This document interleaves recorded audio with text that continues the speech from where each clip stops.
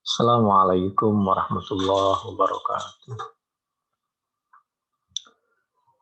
A'udzu billahi minasyaitonir rajim. Bismillahirrahmanirrahim. Alhamdulillahirabbil alamin hamdan yuwafi ni'amahu wa yukafi mazidah. Ya Rabbana lakal hamdu kama yanbaghi li jalali wajhika wa li 'azimi sultanik. Allahumma shalli ala sayyidina Muhammad wa ala ali sayyidina Muhammad. Amma ba'du fa ya ibadallah usikum wa iya bitaqwallah. Ittaqullah haqqa tuqatih wa la tamutunna illa wa antum muslimun. A'udzu billahi minasyaitonir rajim. Bismillahirrahmanirrahim. Rabbi qad ataitani minal mulki wa 'allamtani min ta'wilil ahadits. Al-Quran Surah Yusuf ayat 101. Nabi Yusuf diajari doa oleh Allah Subhanahu wa ta'ala. Rabbi, kata Nabi Yusuf yang diabadikan di dalam Al-Quran, wahai Tuhanku, qad ataitani, telah memberikan siapa engkau ya Allah ni kepadaku, minal mulki, dari sedikit kekuasaan. Ini tawaduknya Nabi Yusuf. Beliau mengajarkan dan menyadari bahwa jabatan yang dititipkan itu hanya bagian kecil dari titipan Allah yang dititipkan kepada kita untuk kebaikan hamba-hambanya Allah Subhanahu wa ta'ala. Kita dititipi sebentar, itu adalah untuk kebaikan orang lain. Ini pelajaran sehingga saat kita mempunyai dan merasa berkuasa, kita sadar bahwa itu tidak selamanya. Jabatan tidak selamanya, dan kesempatan dan umur juga tidak selamanya.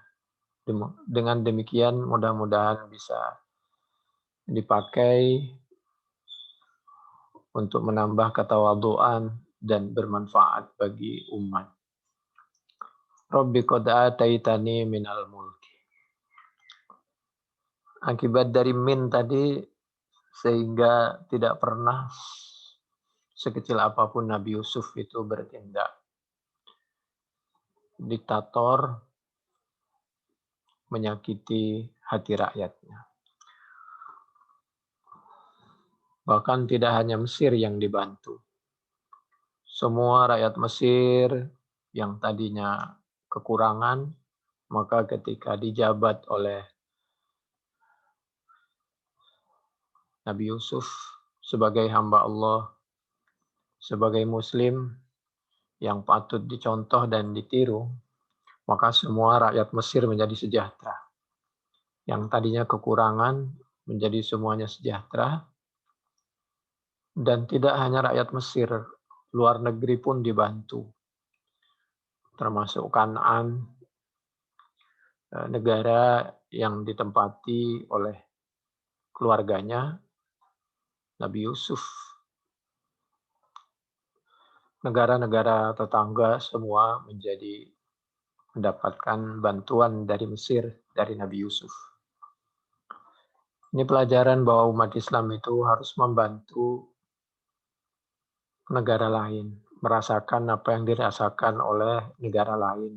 Seperti kita juga berusaha saat ini membantu kesulitan, penyiksaan, pengeboman yang dialami oleh saudara kita di Gaza akibat disiksa oleh Zionis Israel.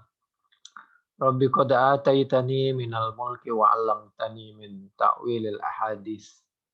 Diulang pakai kalimat min. Ya Allah, Engkau telah memberikan sedikit kekuasaan kepada kami, dan Engkau telah memberikan segala yang kami inginkan Wa 'allamtani min ta'wilil ahadits. Mimpi menjadi kenyataan. Kau telah mengajarkan kepada kami tentang takwil mimpi. Tadinya mimpi untuk hidup baik, nyaman, sejahtera, maka semua mimpi itu menjadi kenyataan. Bahkan lebih dari itu, Nabi Yusuf dan keluarganya menjadi keluarga yang terjamin, terhormat, dan bisa membantu orang lain. Fatirus samawati wal ardh. Engkau, ya Allah, pemilik, pencipta, pemilik, pengatur langit, bumi, dan seisinya. Anta waliyi, engkau kekasih kami, ya Allah, fid dunya wal akhirah, di dunia dan di akhirat.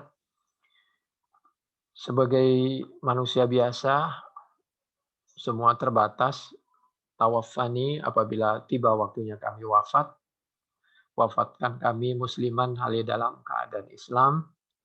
Wa alhiqni bis shalihin, dan mudah-mudahan kami di dunia dan di akhirat selalu bersama-sama hamba-Mu yang saleh. As-salihin, yang saleh-saleh. Itu doa Nabi Yusuf diabadikan di dalam Al-Quran surah Yusuf ayat 101. Jadi Nabi Yusuf itu mengajarkan kepada kita kesadaran dan penuh ketawadhuan. Apa yang tidak selesai apabila kita menghadapi sesuatu dengan penuh ketawadhuan.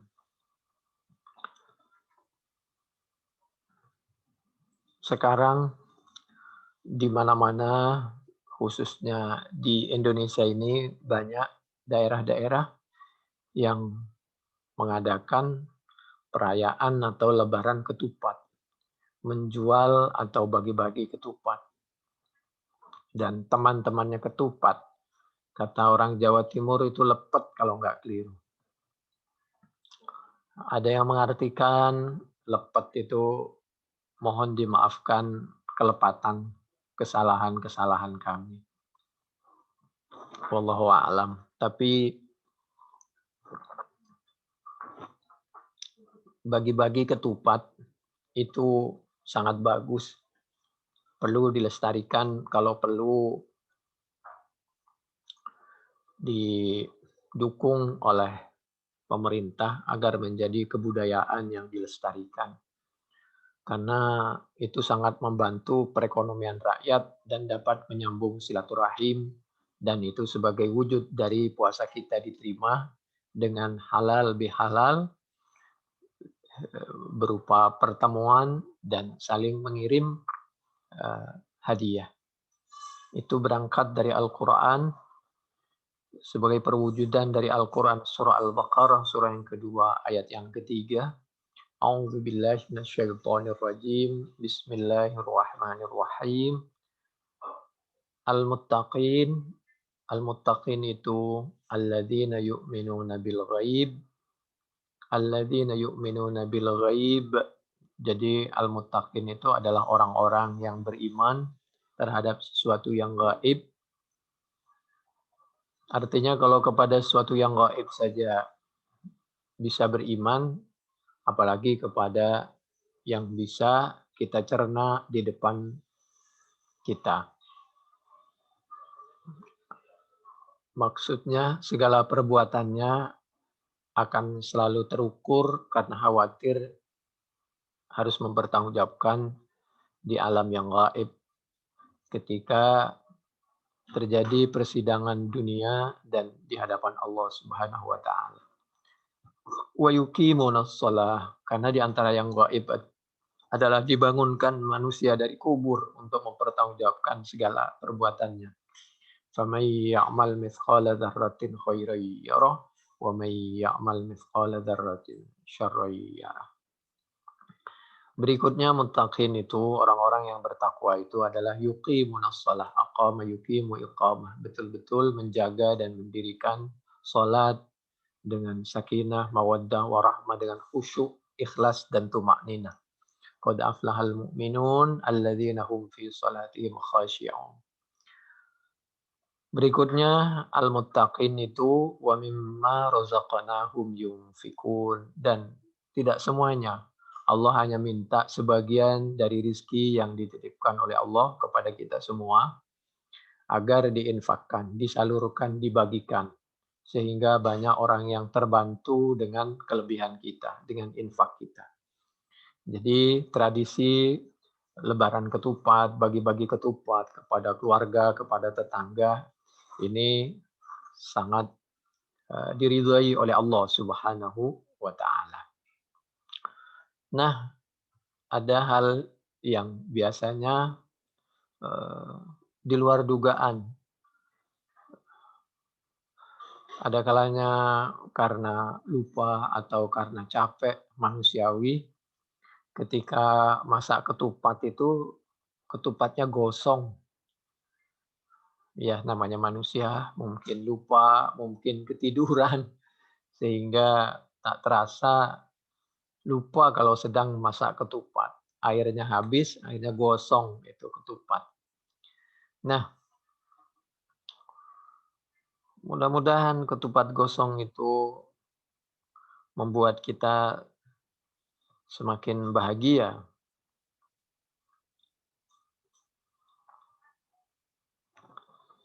Nabi Muhammad Shallallahu Alaihi Wasallam pernah lupa. Demikian juga Nabi pernah ketiduran. Demikian juga Siti Aisyah radhiyallahu anha pernah lupa dan pernah ketiduran. Jadi saya ini seperti manusia biasa. Jadi saya lupa kamatan saun sebagaimana kalian juga bisa lupa. Untuk menunjukkan bagaimanapun kita tetap manusia. Meskipun sudah sampai di Sidratul Muntaha waktu Isra dan Mi'raj, supaya melahirkan ketawadhuan dan supaya ada solusi apabila lupa. Nabi pernah lupa. Bukhari 401 1925 sampai berurutan 1932.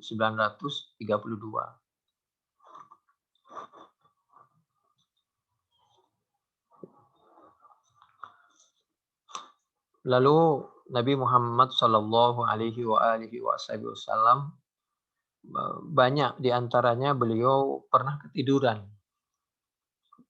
Tahu-tahu mungkin manusiawi ya, beliau tidur dengan keluarganya, lalu belum sempat mandi wajib, baru subuh baru beliau bangun. Artinya ketika sudah adzan itu beliau belum mandi wajib. Nah, jadi Nabi Muhammad Shallallahu Alaihi Wasallam kata beliau, innama ana basyarum mislukum ansa kama tansaun. Lalu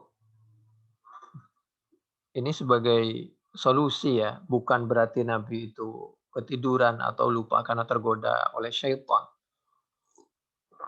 Karena syaitan itu tidak bisa menggoda hamba Allah yang soleh dan solehah. Itu hanya sekedar untuk solusi bagi hambanya jika nanti terjadi lupa demi untuk kebaikan umatnya. Kata Siti Aisyah radhiyallahu anha dan Ummah Salamah akhbaratahu anna Rasulullah sallallahu alaihi wasallam kana yudrikuhul fajr. Jadi pas adzan subuh wahwa dan hal adapun Nabi junubun, yaitu masih dalam keadaan junub, belum mandi besar wajib min ahlihi, setelah kumpul dengan keluarganya. Jadi ketiduran, lalu begitu bangun adzan subuh. Tsumma yaghtasilu, kemudian Nabi mandi. Wa yasumu, dan melanjutkan puasanya. Kan tadi belum mandi karena ketiduran. Ini hadis Bukhari.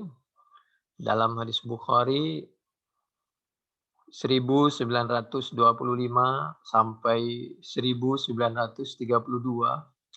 Fathul Bari juz 4 halaman 179 sampai 186. Artinya kembali lagi masalah ketupat biasanya karena ketiduran atau lupa itu manusiawi. Jangan sampai karena lupa sehingga menyebabkan hanya karena suatu yang kecil, ketupat gosong, rumah tangga menjadi sakinah, mawaddah, warahmah terganggu. Mestinya sebaliknya, dengan ketupat gosong itu maka semakin menumbuhkan bahagia dan tawa sebagai seni dalam biduk rumah tangga. Nabi Muhammad Shallallahu Alaihi Wasallam pernah mengingatkan ketika ada seorang bayi yang disilaturahimkan kepada Nabi untuk didoakan, ditahnik, dan lain sebagainya. Maka bayi tadi digendong oleh Nabi dan mohon maaf pipis di pangkuan Nabi. Maka karena keluarganya ini malu, karena sangat hormat kepada Nabi, ditarik oleh ibunya. Lalu semuanya baik dan benar sih. Lalu Nabi mengingatkan, enggak apa-apa, itu anak-anak. Jadi kalau kamu tarik terlalu keras, khawatir dia merasakan sakit. Justru ketika disakitin perasaan dan fisiknya, sulit untuk menghapusnya, sulit untuk melupakan. Kalau cuma, apalagi ini tidak najis, andai saja najis, kencingnya anak yang belum meminum air susu kecuali air susu ibunya. Kalau laki, itu tentu tidak masalah. Kalau perempuan cukup diciprati. Singkat cerita,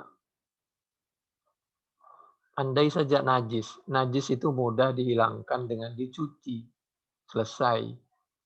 Tapi kalau perasaan yang disakiti, yang luka, meskipun itu anak kita, itu khawatir sulit untuk merefresh atau menghilangkan perasaan-perasaan kecewanya. Jadi jangan pernah mengecewakan dan menyakiti perasaan dan fisik anak. Jadi 14 abad yang lalu penghargaan Nabi, perlindungan Nabi kepada anak-anak itu luar biasa. Sebelum PBB berusaha melindungi hak-hak anak 14 abad yang lalu, Islam, Al-Quran, dan As-Sunnah Nabi Muhammad SAW itu udah jauh melindungi anak-anak. Oleh karena itu, di dalam kejadian yang lain, bahkan seorang yang melakukan sesuatu yang dilarang, lalu berkali-kali, lalu orang itu harus dihukum, maka Nabi menghukumnya, lalu sahabat mencelanya, karena dimungkinkan orang ini untuk berhenti dan tidak mengulangi lagi, maka Nabi menyampaikan untuk keseluruhan, la takunu auna syaitani ala akhikum. Kalau soal dia melanggar aturan, meminum, mabuk, lalu harus dihukum cambuk, maka hukumlah. Tapi kalau setelah dihukum, dicaci maki berlebihan, karena dia mau bertobat dan dia sudah insaf tidak mungkin mengulangi lagi, maka jangan dicaci maki dan jangan diingat-ingat. Karena luka dari kata-kata itu lebih tajam dan lebih menyakitkan dan lebih sulit untuk menyembuhkan dan menghilangkannya dan melupakannya. Sedangkan dicambuk itu cuma fisik, begitu selesai sakitnya ya sudah selesai. Tapi hukuman dengan cercaan, melukai perasaan, harga diri itu ada kalanya agak lama. Jadi ini pelajaran dari Nabi yang diantaranya diabadikan di dalam hadis Bukhari 6781. Ini kembali lagi kepada ketupat. Andai saja karena keluarga kita masak ketupat, lalu gosong, lalu pasangan kita caci maki, akhirnya membuat dia kecewa, sudah capek, dan lain sebagainya. Sebenarnya kalau cuma ketupat kan ya masih bisa kita masak lagi, atau di antaranya kita ya sudahlah kita pesan online lagi. Jadi itu di antara mungkin solusi. Sehingga tidak ada yang luka. Nabi Muhammad SAW pernah ketiduran, pernah lupa. Siti Aisyah juga pernah ketiduran, pernah lupa. Itu Siti Aisyah itu aksara min annaha jariyah. Jadi kata Siti Barirah, Siti Aisyah itu sepengetahuanku min annaha jariyah. Beliau ini manusiawi, masih muda lagi. Hadis satu sinni. Tanamu an ajini ahliha. Jadi beliau pernah masak, ketiduran di dapur, di depan tungku. Memang kalau bisa masak itu jangan ditinggal. Karena kalau ditinggal sebentar lupa. Apalagi kompor gas, hati-hati takut kebakaran meledak. Tapi namanya sudah berdoa, sudah berusaha, sudah di dapur tapi ketiduran, maklum ya. Lalu fata'ti ad-dajinu, akhirnya datanglah kambing, fata'kulahu. Maka kambing tadi, mohon maaf, ya namanya kambing dulu ya. Dulu itu kita tahu di Mekah, Madinah itu, di Madinah itu kan bisa dikatakan kering ya. Jadi makanannya itu bisa roti sampai sekarang gitu. Jadi roti itu yang tidak atau yang sudah waktunya sudah unlimited itu biasanya roti itu dibeli lalu di restoran-restoran itu lalu dibuat makannya onta, sapi atau kambing di Arab itu sampai sekarang. Jadi ceritanya lagi masak ini, masak buat roti, masak ketiduran, ada kambing. Namanya kambing nggak permisi datangnya langsung dimakan itu masakan. Fatakulah. Fatakulah. Jadi itu hadis Bukhari 4750. Fathul Bari juz 8 halaman 578 sampai 500 kami ulangi, mohon maaf, sampai 617 dalam Fathul Bari itu. Kami ulangi, Bukhari 4750, lalu penjelasannya ada di dalam Fathul Bari juz 8 halaman 578 sampai 617. Siti Aisyah aja pernah lupa. Cuma hati-hati kalau kompor itu memang ya namanya kalau kita sudah bagaimana lagi kalau sudah berusaha ya. Lalu kita lihat ya, penjelasan seperti itu adalah berangkat dari Al-Quran, yaitu surah An-Nur. Dalam Al-Quran surah An-Nur itu ayat 11 sampai 22. Itu tentang hadisul ifki dan termasuk cerita Siti Aisyah yang ketiduran waktu masak itu loh. Itu. Dan bisa dicek itu di dalam penafsiran penjelasannya dalam tafsir Al-Qurtubi juz 12 mulai dari halaman 175 sampai 187 dari kiri itu. Jadi dan Nabi Muhammad Shallallahu Alaihi Wasallam, Nabi itu kana fi mihnati ahlihi. Jadi Nabi itu di samping beliau melakukan kebutuhannya sendiri kecuali darurah. Beliau itu selalu membantu urusan dapur lah kalau bahasa kita sederhananya itu. Jadi sebenarnya dapur itu tidak hanya urusan perempuan, tapi laki, suami juga harus bantu. Dan apabila terjadi sesuatu yang sepertinya kurang diinginkan, terjadi sesuatu, termasuk kembali lagi eh, ketupat yang gosong, maka ya kesalahan itu adalah dari kita, bukan hanya untuk pasangan kita. Jadi bersama-sama. Oleh karena itu, alangkah sangat bijaksana kalau sudah berusaha tapi masih terjadi sesuatu, maka jangan sampai mempengaruhi terhadap eh, sakinah, mawaddah, warahmah, ketenangan, kesejukan, dan keindahan rumah tangga, baiti jannati, tapi justru kejadian-kejadian yang seperti itu yang tidak mungkin pernah lepas dari kehidupan rumah tangga menjadi seni tersendiri dalam rumah tangga. Itu bisa dilihat cerita seperti itu di dalam Muslim juga, Muslim 2770 ya. Jadi atau Bukhari 6039 bahwa Nabi itu juga membantu segala urusannya beliau sendiri dan urusan dapur kalau masalah kita. Dan kami ulangi di Bukhari 401, 1925, 1932, Fathul Bari juz 4 halaman 179 sampai 186 itu sebagai gambaran bahwa apa yang terjadi pada kita dan rumah tangga kita juga terjadi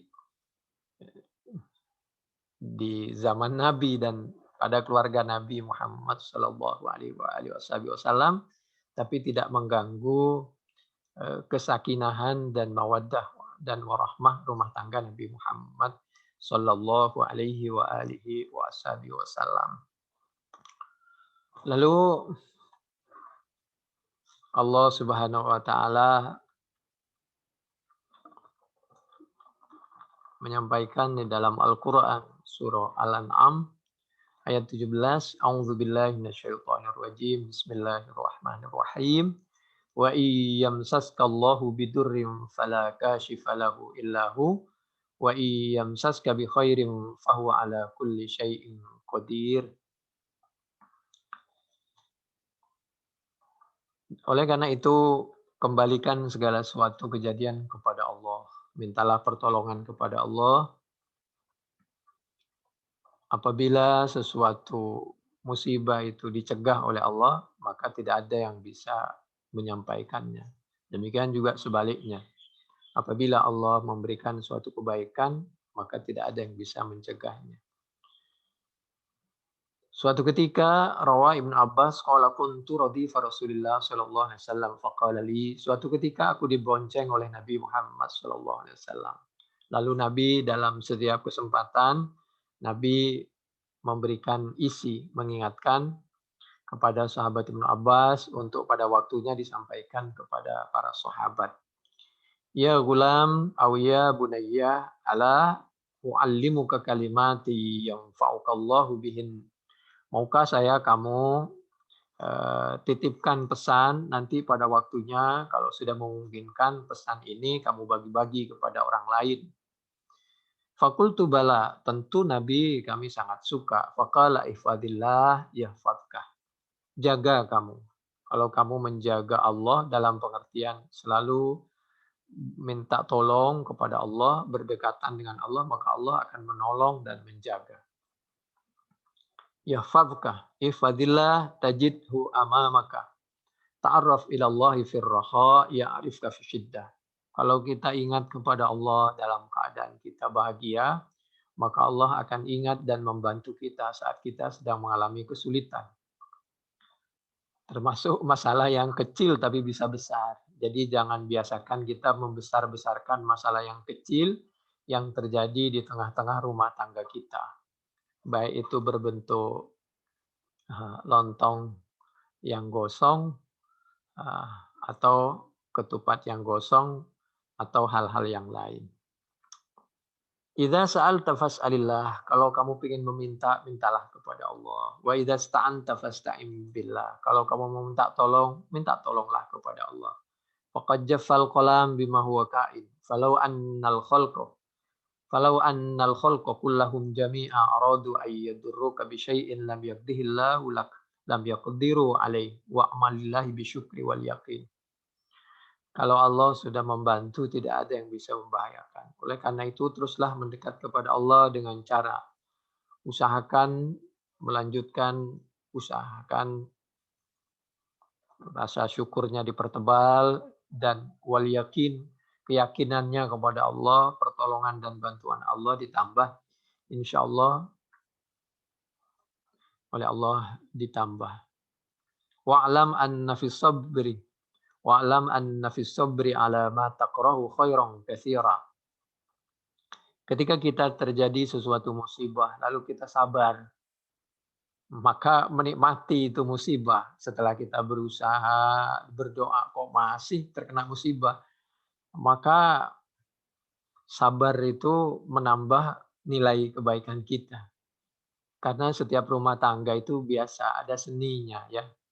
Kalau kita hanya karena ketupat gosong saja, lalu kita rumah tangga, kita ribut, Masya Allah. Wa annan nasra ma'as sabri. Pertolongan itu kalau kita sabar. Wa annal faraj ma'al karabi. Kebahagiaan itu setelah kita melewati yang sulit. Ada kenyamanan dan kebahagiaan tersendiri apabila kita sudah bisa melewati musibah-musibah kesulitan dalam rumah tangga. Wa anna ma'al usri yusra. Dan sadarlah, yakinlah bahwa setelah kesulitan pasti kemudahan yang datang. Itu di dalam At-Tirmidzi 2518, Abu Ya'la 2556, Ahmad juz 1 halaman 303 dari sahabat Ibnu Abbas. Tafsir Al-Qurtubi juz 6 halaman 366 di sebelah kanan. Mudah-mudahan sekecil apapun kita bisa meniru saat Nabi bisa menyelesaikan segala urusan rumah tangganya. Dan kalau bisa kita bagikan tip-tip kecil rumah tangga, siapa tahu bermanfaat bagi kita dan untuk anak cucu kita. Itulah pesan dari Allah Subhanahu wa taala yang diabadikan dalam Al-Qur'an surah Al-Maidah ayat 67. A'udzu billahi minasyaitonir rajim. Bismillahirrahmanirrahim.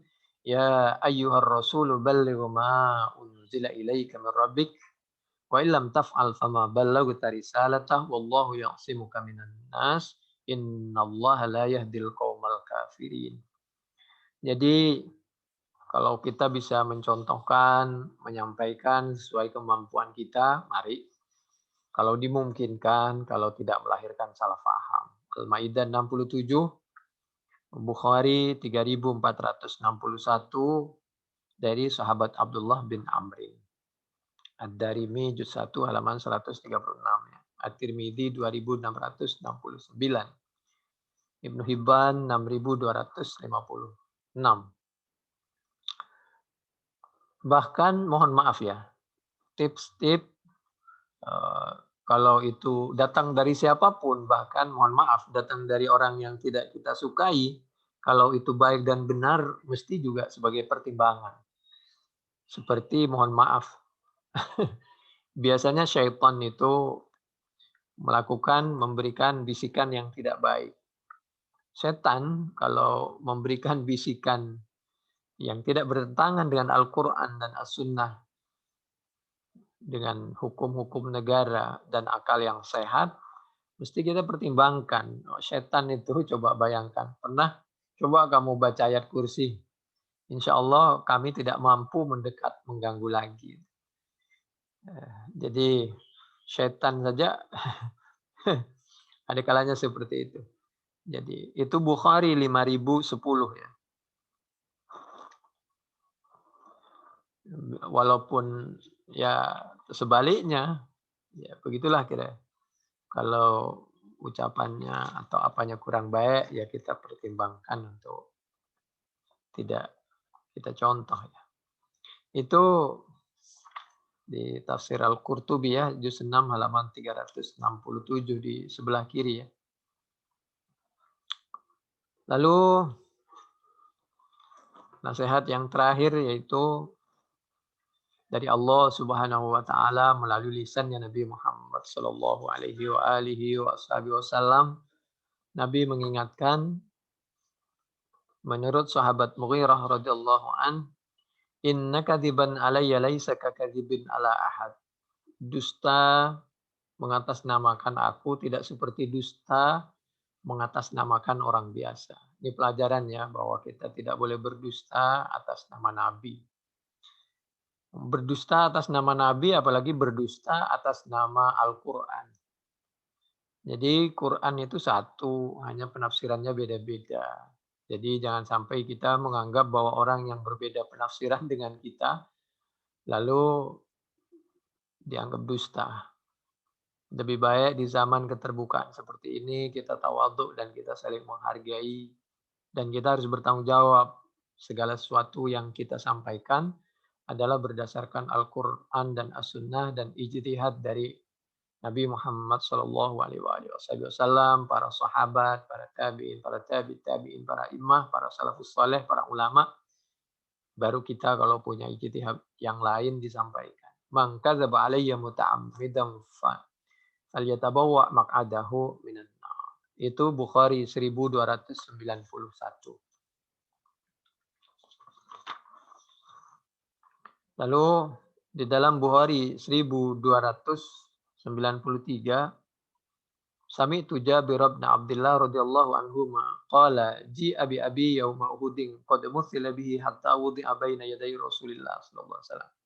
Wa qad sujjiya thawban fadhahabtu uridu an akshifa anhu fanahani qaumi thumma dhahabtu akshifu anhu fanahani qaumi فأمر رسول الله صلى الله عليه وسلم فرفع فسمع صوت صائحة فقال ما هذه فقالوا ابنة عمرو أو أخت عمرو قال فلم تبكي أو لا تبكي فما زالت الملائكة تذلله فعل يفعل فعل يفعل تذلله. Jadi apapun yang menimpa kita, baik kita mengeluh atau tidak mengeluh, ribut atau tidak ribut, lebih baik kita hadapi dengan tenang. Yang penting kita udah berusaha dan berdoa. Karena ketika dihadapi masalah itu dengan ketenangan, dengan kesabaran, maka fama zalatil malaikah tudalliluhu fa'ala yufa'ilu. Allah akan merahmati dan akan membalas dengan balasan yang lebih baik. Pasti itu Allah punya rencana. Tudalliluhu biajnihatiha hatta rufi'ah. Melalui malaikatnya sesuatu dulu ada sahabat Jabir, bapaknya wafat. Lalu ketika bapaknya wafat, sahabat Abdullah ini waktu Uhud, beliau ini sebagai manusia biasa ya nangis. Namanya anak ya, lihat bapak wafat dalam keadaan diperlakukan tidak hormat oleh orang-orang kafir ya waktu perang Uhud. Lalu Nabi menyampaikan, sabar ya, insya Allah malaikat akan selalu menaungi bapakmu dengan sayap-sayapnya. Karena ini perintah dari Allah Subhanahu wa taala. Jadi dijamin masuk surga oleh Allah Subhanahu wa taala. Bukhari 1293. ومحصله أن هذا الجليل القدر الذي تذله الملائكة بأجنحتها لا ينبغي أن يبكي عليه بل يفرح له بما صار إليه. Karena dulu itu beliau ini qad musila. Jadi musila itu musila bil qatli idza judi'a anfuhu aw udhunuhu aw madzakiruhu aw syai'um min ajza'i. Jadi orang kafir itu sadis.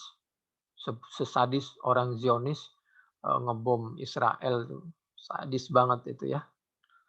sampai hancur, mohon maaf ya, diperlakukan, saya nggak enak menceritakan itu, karena kesadisannya luar biasa.